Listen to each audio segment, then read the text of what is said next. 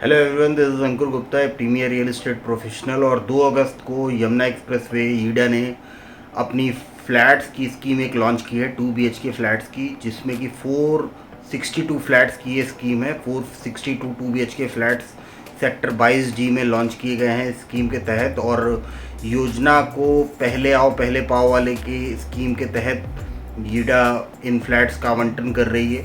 और ये particular flats जो हैं वो सेक्टर 22D में हैं, यमुना एक्सप्रेसवे के।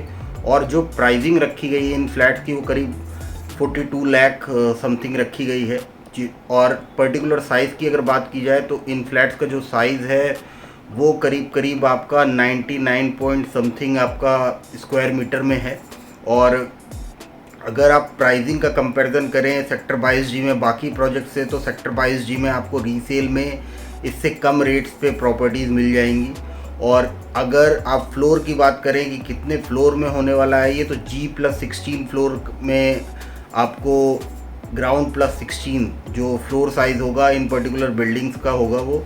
और इस पर्टिकुलर प्रॉपर्टी में पैसे लगाना सही है, ये महाबकवास स्कीम है मेरे हिसाब से, तो ये महाबकवास स्कीम है इसमें, क्योंकि अभी यमुना एक्सप्रेसवे के प्लॉट्स या पर्टिकुलर सेक्टर्स में तो डेवलपमेंट हो नहीं रखा।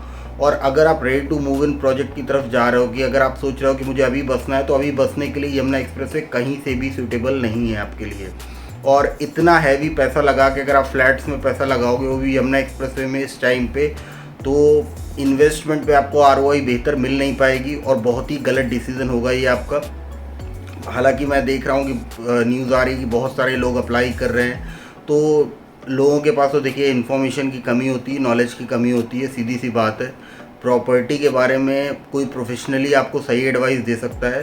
तो मैंने अपने पिछले वीडियोस में भी जैसे बताया कि आप एक प्रोफेशनल एडवाइस लीजिए। अगर प्रोफेशनल एडवाइस के लिए बात करना है तो आप हमसे कभी संपर्क कर सकते हैं, कहाँ पैसा लगाना ठीक होता है कहाँ नहीं होता। और इस पर्टिकुलर प्रोजेक्ट की अगर आप बात की जाए, तो इस पर्टिकुलर प्रोजेक्ट में जो मैंने कॉस्टिंग बताई है कि 99 पॉइंट समथिंग स्क्वायर मीटर के साइज़ के लिए आपको 42 लाख के आसपास, 42.50 लाख के आसपास पे करना है। और उसमें भी अगर आप फर्स्ट से लेके 6 फ्लोर तक अगर आप लेते हो, मतलब फर्स्ट सेकंड अगर आप लेते हो, तो आपको 100 स्क्वायर फुट के हिसाब से 100 रुपीज़ पर स्क्वायर फुट के हिसाब से एडिशनल पे करना पड़ेगा। और 75 रुपीज़ पर स्क्वायर फीट के हिसाब से अगर आप थर्ड फोर्थ फ्लोर लेते हो और फिफ्थ सिक्स लेते हो, तो 50 रुपीज़ पर स्क्वायर फीट के हिसाब से आपको अलग पैसे पे करने पड़ेंगे। तो देखिए, फ्लैट्स में तो वैसे भी किया गया इन्वेस्टमेंट आपको बेहतर रिटर्न दे नहीं सकता।